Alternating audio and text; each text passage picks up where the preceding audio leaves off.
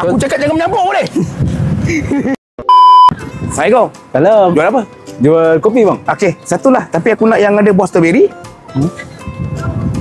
Coklat moist. Dessert. Dan satu penting. Aku nak Trump sekali ada. Si Baral ni, dia bawa air kat sini. Kat sini. Bukan kat sini. Ya banyak bang Mana air aku? Ha, ni dia. Ingat tau, aku nak, kalau boleh aku nak nasi kandar. Sekandar. Benih lebih. Telur lebih. Oh lama. Ayam lebih.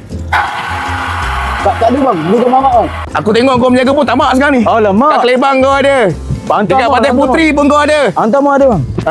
Tamak kau sekarang menjaga Tapi dalam kebanyakan orang cakap air kopi macam ni, diorang kopi diet tau. Yang minum jenis apa pahit-pahitnya. Jenis yang jenis nak kat sugar boleh lah. Makan asam pedas betul lah. Tapi ikutkan syarat lah. Okay bang. Terima kasih. Terima kasih. Tanpa bayar. Followers 40K. Influencer kot. 40K bang, 40K. Influencer. Influencer ni. Free kan? Free influencer. Kacau dulu bang. Ha? Kacau dulu. Pegang. Tak apa. Kacau dulu Kacau dulu bang. Jap. Gini.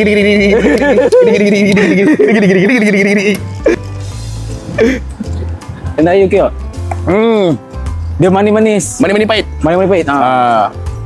Dia tak adalah pahit sangat. Tapi bagi aku belen lah. Belen RM2 dekat Igawan Kopi. Minum kau mengigau.